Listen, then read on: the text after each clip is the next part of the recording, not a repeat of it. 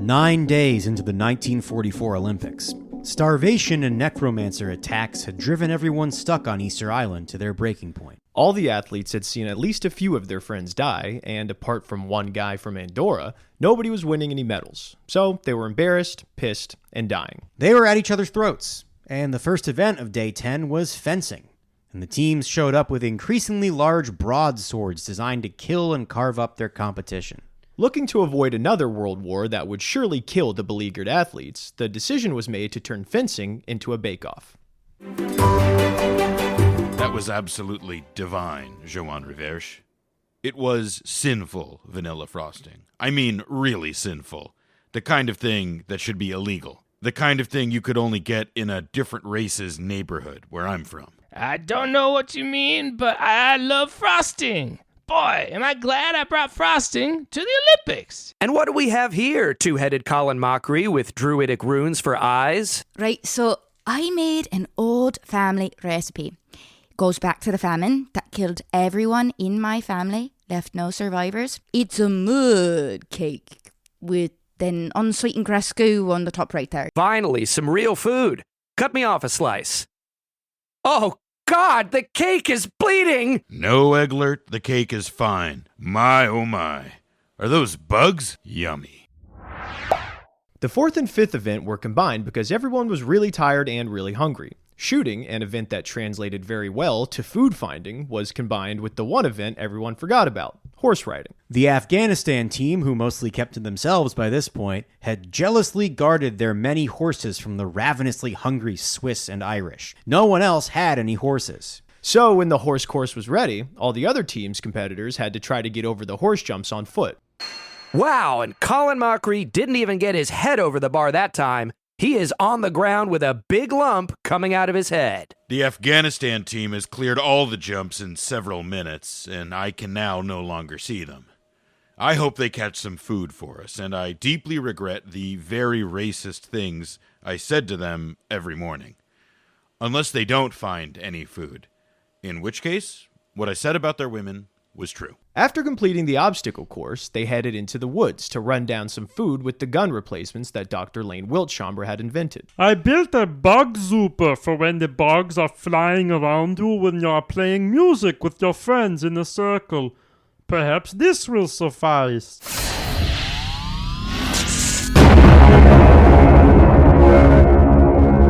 Wilt Chambre's device incinerated 1,000 yards of forest and torched all wildlife completely to ash, along with a bunch of the soldiers and some characters you haven't heard from in a while. Yeah, so if at the end you're like, whatever happened to that guy? His storyline never really got wrapped up. Yes, it did. He died in the woods. The Afghanistan archers won gold after going off and returning hours later with 14 chickens, 10 goat carcasses, and a penguin somehow. Instead of medals, they had one simple request. When this runs out, we got dibs on Troy. The Olympians finally had a meal and a good night's sleep. They awoke the next day ready to kick ass. The main event of the day was the 4-man kayaking finals. The way that kayaking typically works is that the competitors sit in their boat and are dropped down a slide into the water. However, seeing as these events had at this point abandoned all pretext of organization and order, they just made the athletes with the canoes get a running start off a medium-high cliff overlooking the water. Also seeing as the teams were massively depleted, the two competing boats were filled with athletes from a number of countries, as well as another guy on the back with a harpoon on the lookout for fish they could eat. The official nautical term for this is poon man. Just as they were set to begin, World War II had arrived at the shores of Hangaroa. The Battle of Easter Island was the tops. The documentary Zippity-Doo, It's World War II goes into great detail about the Battle of Easter Island. Admiral Dominic Republico was cruising down the runway of his aircraft carrier in a big Cadillac the morning of the battle. We had just beat the Japanese in a rumble at Guadalcanal. They'd been bird-dogging us halfway across the Pacific in front of our best gals, so we were feeling like black belts in a bum fight. The crew of the USS Johnny Walker dropped anchor a mile off the coast of Hangaroa for some much-needed R&R. R&R. Rolling dice and getting blown in the crow's nest. And anybody who was anybody was there. Sonny Liston, Chiang Kai-shek, Mac tonight.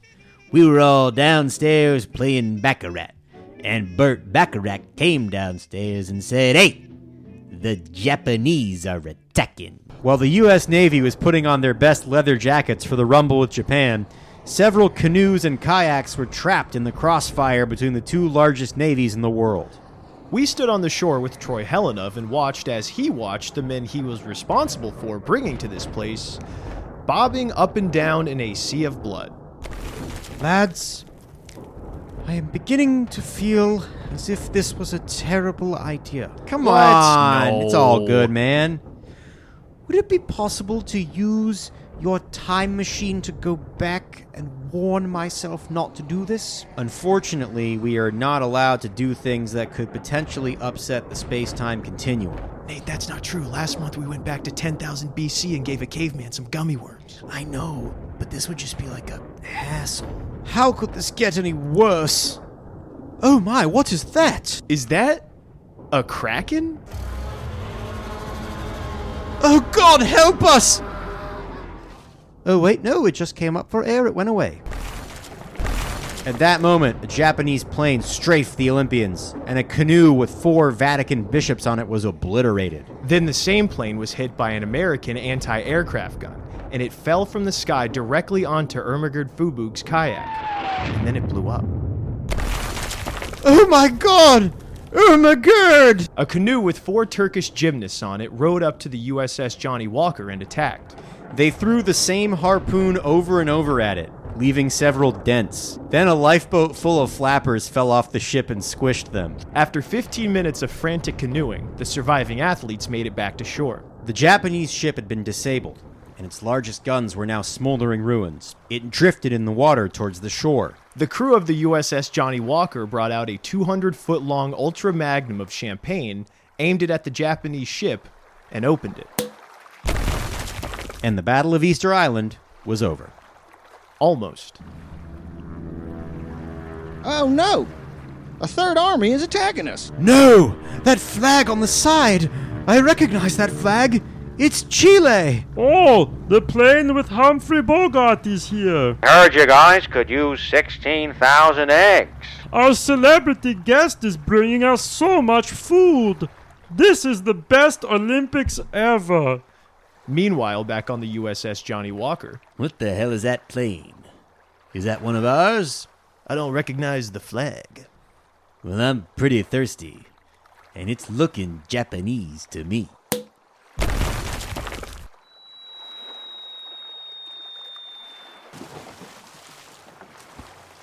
So Humphrey Bogart had been killed, along with some pilot, and they lost lots and lots of food. Despite this, the Olympians felt one last shred of hope.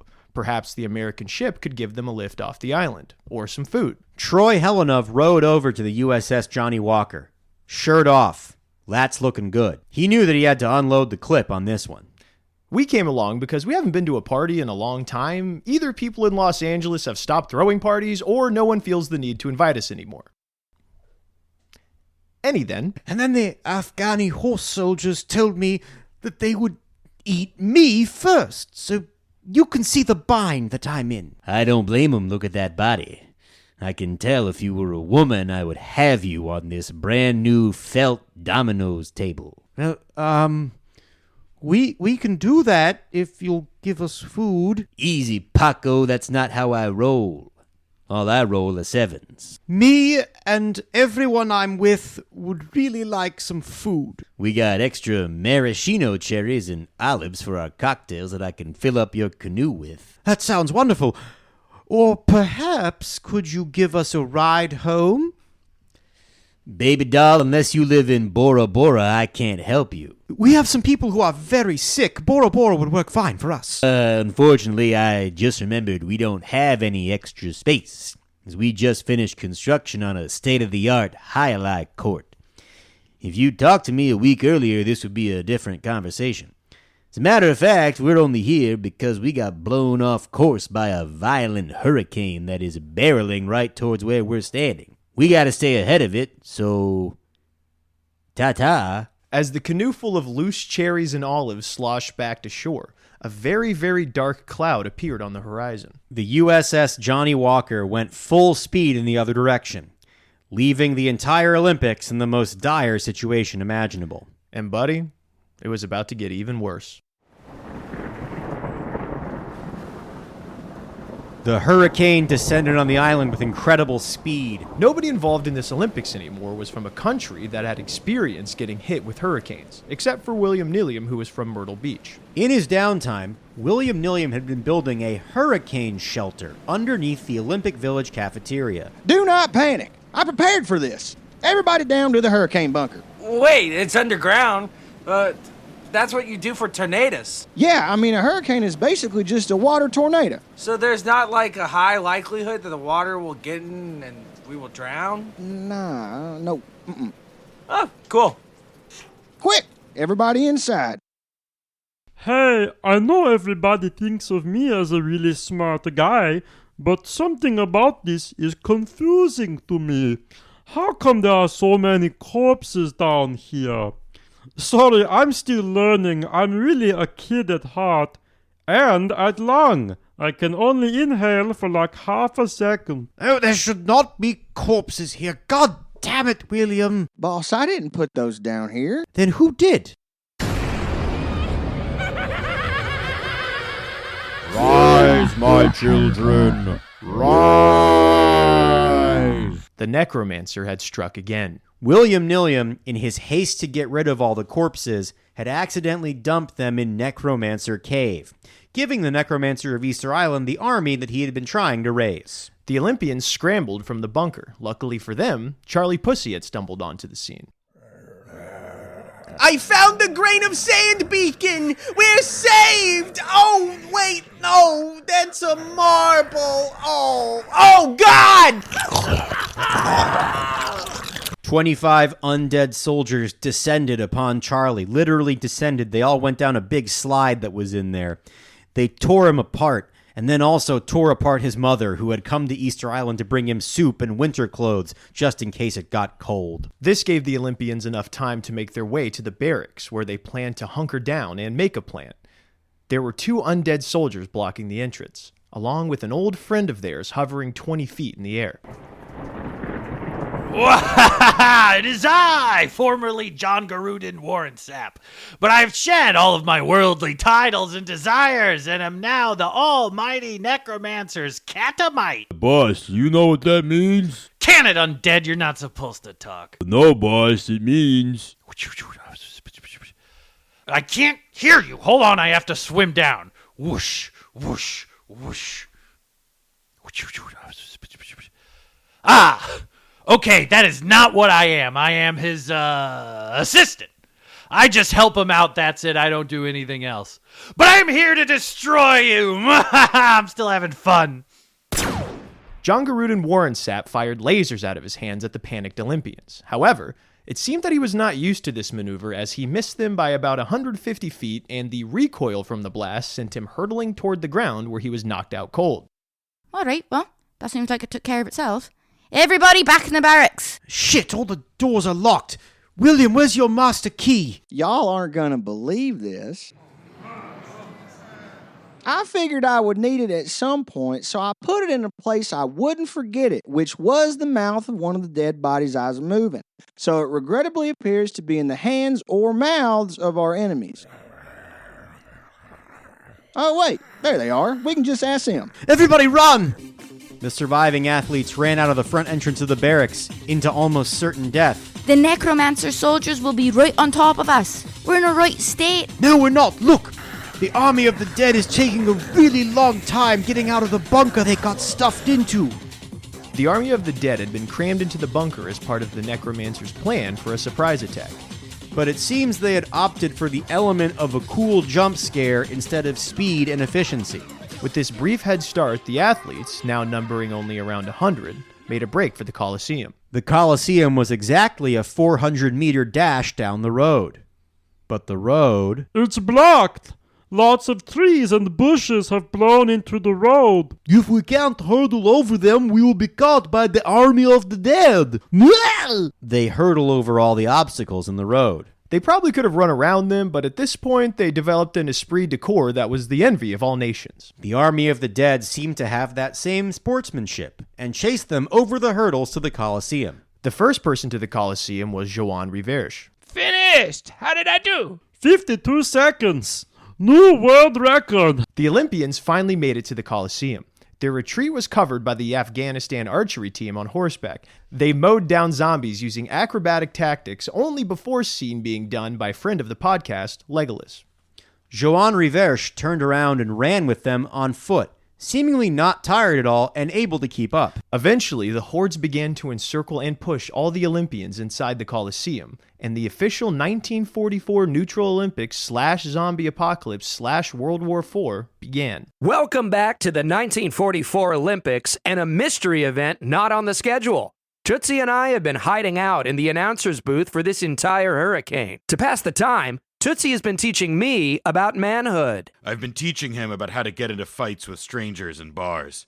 Go ahead, Eglert. Show them what I told you. Hello, friend. Last night your mother spanked my wee-wee until it cried. Too long. Hello, sir. You look like you have cancer. Now he's looking away from you. Why aren't you looking at me, sir? Looking at a picture of your fat children, perhaps. Good, good. Then you take the knife out of your boot and you shiv him in the neck. Remind me, what do the words knife, boot, shiv, neck, you, take, out, then, the, of, your, and good mean? Hold that thought. The athletes have entered the arena for the unscheduled event. They appear to be running around in circles and arming themselves with rocks and sticks, perhaps some sort of heptathlon. Oh, look, an army of the dead is here. God, I hate zombies. I'll never forgive them for what they did to Lou Gehrig. The athletes rallied and held their own on the higher ground of the stadium. Their steady barrage of javelins and discuses slowed the army of the dead's advance. They knew that they would never be able to defeat the necromancer and his army of the dead, but Troy Helenov came up with the Hail Mary. Dr. Wiltshambra, our only hope is for you to build us another one of your super weapons. I don't know how to build a weapon. I build little trinkets. Mechanical helpers that take care of household tasks and give you more free time to read. But you made that forest-destroying bugs... Oh, right. Dr. Wiltshambra, I have always wanted a bicycle. Do you think you could whip one up for me? Oh, certainly. I will need lots and lots of nitroglycerin. With Dr. Wiltshambra in the lab constructing his newest weapon of mass destruction, Troy passed along a message to the athletes. You need to buy us some time. A platoon of the Army of the Dead had chased the Vatican athletes onto the basketball court. They stopped. The platoon of undead all stared at a single basketball at center court. From the crowd emerged the two tallest undead soldiers, as well as a really squat guy, but you could tell he could just drain shots. Do either of you guys know how to play basketball? No, I'm from America. We don't have this in my home country. Well, I'm wearing a Swift Guard outfit that has these gigantic shorts. Google it. And I feel only comfortable on a basketball court. The giant Anubis referee blows his whistle and the game has started. They somehow intuitively knew how to run a perfect motion offense. Cuts, back cuts, nobody was ever still and the ball was always moving. The zombies ran a heliocentric style offense, a lot of one-on-one, iso ball, and foul baiting that was on paper efficient but boring as hell to watch. The Vatican played beautiful Euro-style ball. I swear I was watching the early 2010 Spurs out there. Wow! Aripia Vici looks like a natural in those gigantic, billowy shorts. He looks like a professor of basketball. The Vatican ran the zombies ragged in the first half. Also, as they grew into the game, they started playing really physical defense. No easy buckets. If a zombie set foot in the paint, he was getting planted on his ass. Thug Shugley kicked a zombie's head off. Take that! Meanwhile, the necromancer sent a company of his army to the concourse level, scouring the concession stands for hiding athletes. Eventually, in a long hallway, they ran into Troy Helenov and Colin Mockery and cornered them. Well, Troy, I never thought I would fight to save an Englishman. That's not very Irish of me, is it? Whatever you do, don't let them pass here. Dr. Wiltshambra isn't done making his bicycle to kill the necromancer yet. Looks like the only way out is forward. There were some Olympic regulation boxing gloves hanging on the wall. Colin put them on and began to punch his way down the hallway. Then he took them off because he realized that it was better to punch the zombies without them on. I don't have any training as a boxer, but I'm just so damn Irish. Comes naturally to me is breathing. After a while, his training kicked in and he switched over to a more gymnastic style of combat that we came up with a name for. Pepsi presents Gymnastic Fighting, brought to you by Pepsi, Pineapple Delight, coming this fall. Pepsi didn't give us a sponsorship or anything. We're just chucking up jump balls, hoping something will stick at this point. He used his years of training to leap off walls and use his momentum to slam into zombies. His arms and legs and body were a blur. He careened around the hallway like a pinball, dispatching zombie after zombie with extreme prejudice. Years of squeezing into tight spacing and contorting his body as an IRA terrorist was paying off as his mind became one with his body. Gold medal be damned, this was the moment his life had led up to. The small hallway meant that only 2 or 3 of the army of the dead could fight him at a time. It was an old boy style, badass, continuous fight.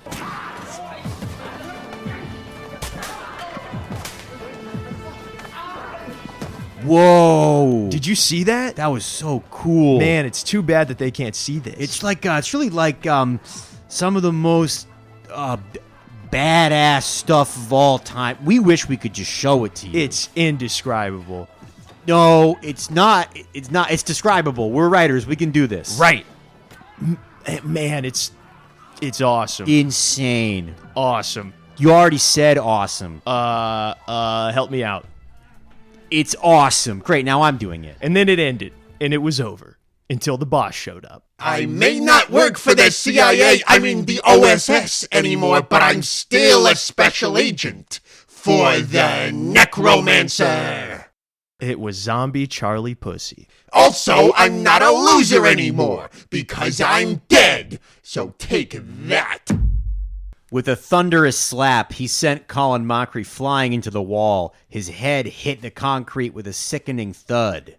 He laid there, completely still. It seemed as if for a moment all was lost. But then, she stood up. Oh my God! His hair came off! And now he has a ton more hair! Colin Mockery had been wearing a very short, red, balding, crew-cut wig. But underneath it was a huge amount of long, flowing blonde hair. Lady hair. Way too much to fit under the wig. It made no sense. And she was hot. Take that! Boy, take that fever is really catching on. Oh no, a girl! No, I'm very nervous around girls. I'm starting to doubt my skills as a vessel for the Necromancer. Oh, my mom was right. Oh no, I'm melting! I'm melting! What the fuck? Charlie Pussy just melted into a puddle. Any then. Troy and Megan Ann McYacht retreated to the Olympian's bunker, as Lane Wiltshire was desperately trying to finish making a bike for his friend. With each passing moment, the Necromancer and his army of the dead grew closer. If Lane's weapon failed, the Olympians would be doomed. And then nothing would be stopping the Necromancer and his children from destroying the entire world. What? No, that's not his thing at all. He stays on the island. That's what he's all about. Right. Okay. So if he defeated them, then I guess it would be over, and they would just chill on the island.